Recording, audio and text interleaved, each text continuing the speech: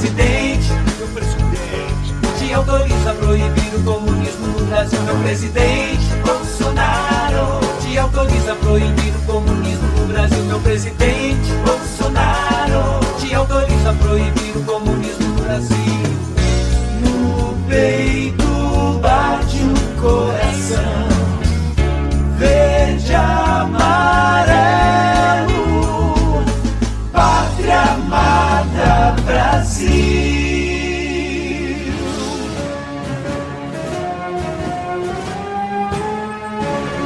Autoriza o Bolsonaro. Seguindo, Ana Paula Henkel, sua pergunta, Ana.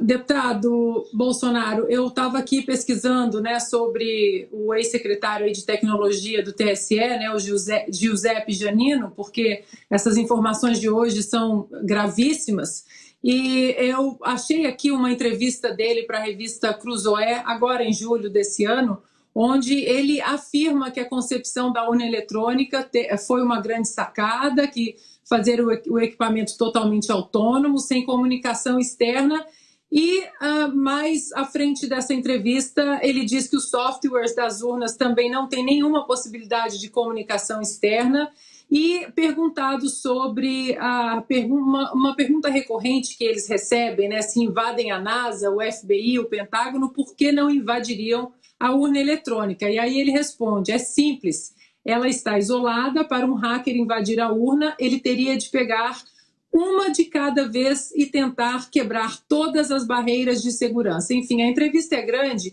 mas a entrevista agora de julho desse ano não bate com um inquérito aí da Polícia Federal de 2018.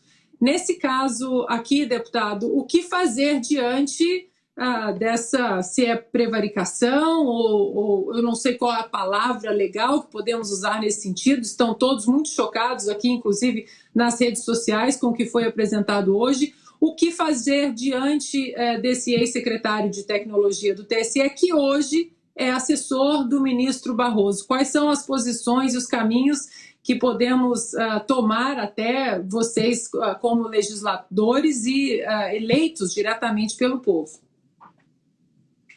Ana Paula, eu pretendo... Desculpa, Felipe? Não, pode falar, Eduardo, pode falar.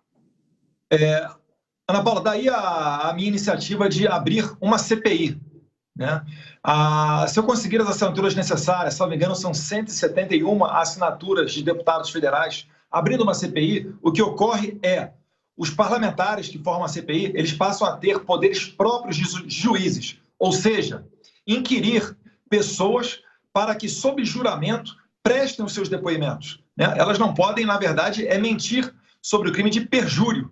E, além disso, passa-se a ter poderes para requisitar documentos. Então, esse é o objetivo. Eu, inclusive, faço aqui um apelo a todos vocês que estão nos ouvindo para que, assim que estiver pronto, vocês pressionem os seus parlamentares, solicite ao seu deputado federal para que assine esse requerimento e possamos abrir essa CPI o quanto antes e assim chamar as pessoas envolvidas para prestar os devidos esclarecimentos. Porque o fato novo e determinado que existe é esse inquérito da Polícia Federal. Não pode o TSE agora, com documentos assinados pelos próprios técnicos do TSE, dizer que não sabiam dessas irregularidades, dessas invasões nas urnas eletrônicas. É como o presidente Jair Bolsonaro disse, o ministro Barroso está mentindo quando ele diz que o sistema é inviolável. Isso é um absurdo. E permita-me aqui, Ana Paula, render aqui os meus aplausos ao deputado Felipe Barros, porque em tempos em que deputados federais são presos por falar, tendo imunidade parlamentar, é preciso muita coragem para você expor esse tipo de situação. Porque nós sabemos que amanhã o STF pode tentar enrijecer ainda mais, aumentar o conflito e a tensão, por exemplo, fazendo com o deputado Felipe Barros o que ocorreu com o Terça Livre, que já foi alvo de 3 mandados de busca e apreensão por conta de inquéritos de fake news ou atos antidemocráticos que o sejam. Agora, criando a CPI, nós teremos poderes para, de fato, colocar adiante essas investigações. Quer comentar, deputado Felipe? Não, é que na verdade eu não sabia se a Ana estava perguntando para mim ou para o Eduardo, mas o Eduardo já respondeu 100% eu corroboro com o que ele disse. Perfeito. O presidente quer completar? Oi, deputado Eduardo, que chamou? Diga. Outra solicitação que seria pertinente nesse atual cenário que nós estamos nos encontrando seria a do presidente da Câmara, Arthur Lira, se assim decidir, pelo bem dessa matéria, puxá-la direto da comissão especial para o plenário da Câmara dos Deputados, para que assim nós saiamos, né, desse julgo do ministro Barroso, que conversou, sabe-se lá o quê, com 11 líderes partidários e fez eles mudarem de posição. O que antes eram a favor do voto impresso auditável, com contagem pública dos votos, agora passam a ser contrários.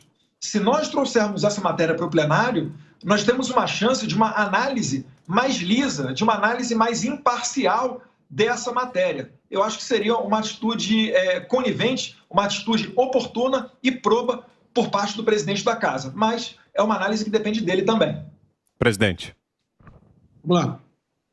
A CPI do Covid está funcionando. É uma CPI da farsa, da mentira. Ela está funcionando para bater no governo, para caluniar o governo. E ela foi instaurada, foi aberta por decisão do Barroso. Então, por questão de coerência, eu acho que o Barroso devia amanhã lançar uma campanha para assinarem a CPI do Eduardo Bolsonaro. Questão de coerência. Nada mais além disso. Afinal de contas, eu vou pedir amanhã, respeitosamente, se o Barroso estiver em Brasília, né, ou mandar entregar uma cópia desse aqui lá no gabinete dele, no TSE, para tomar conhecimento e apoiar a CPI fake news do Barroso.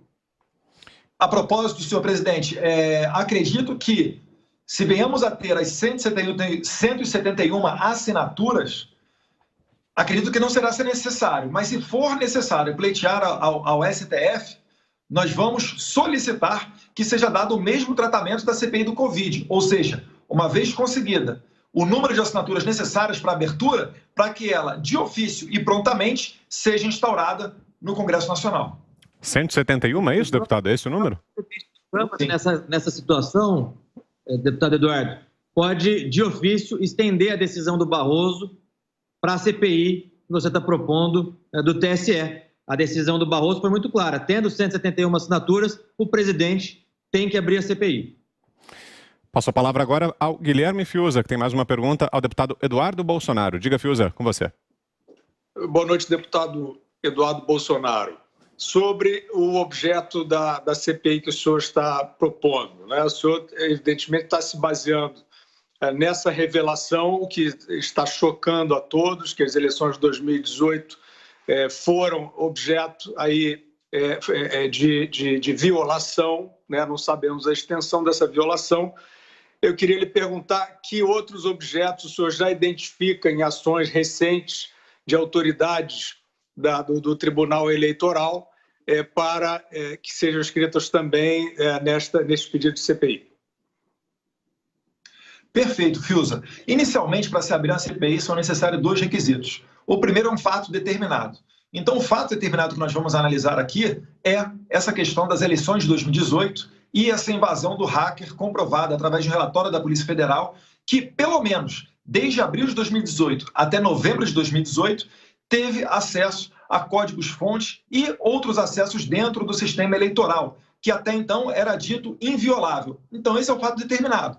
O segundo requisito é a assinatura dos deputados federais. Havendo 171 assinaturas, o presidente da Casa, no caso Arthur Lira, pode permitir a instauração dessa CPI. E como não existem outras CPIs funcionando na Câmara dos Deputados até o momento, é totalmente plausível essa abertura. E eu já adianto, Fiuza, por uma questão de lisura, eu não vou dar ao trabalho aos meus colegas parlamentares para que venham a contestar caso eu seja presidente ou relator dessa comissão. O que tradicionalmente ocorre. Quem coleta as assinaturas, normalmente ele é presidente ou relator de uma CPI. Mas, para não colocar em risco a parcialidade das investigações, eu já me proponho a coletar as assinaturas e de antemão já digo que não serei nem presidente e nem relator dessa CPI. O que nós estamos buscando aqui é a lisura e a punição daqueles que eventualmente tenham fraudado as urnas eletrônicas.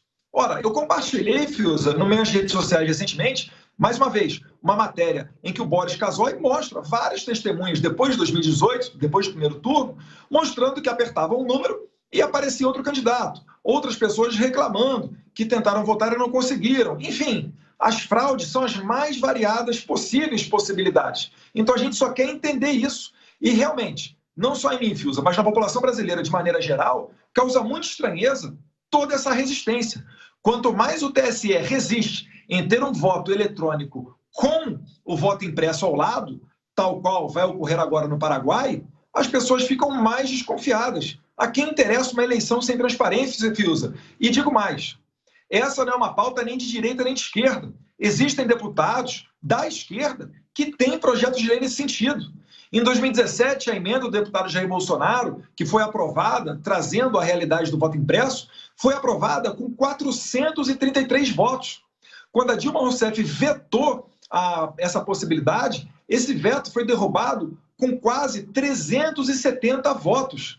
Então nós temos aí uma verdadeira possibilidade de que isso venha se tornar realidade, sendo que esse Congresso atual ele ainda é mais conservador do que o anterior, ou seja, há a possibilidade dessa votação chegar a quase unanimidade, salvo se o ministro Barroso não interferir e falar com líderes partidários para serem contra essa matéria, negociando sabe-se lá o quê. Deputado, presidente, alguma consideração? Eu só quero agradecer a oportunidade. Vocês prestaram um grande serviço à democracia e à nossa liberdade. Essa imprensa livre que nós, de fato, queremos.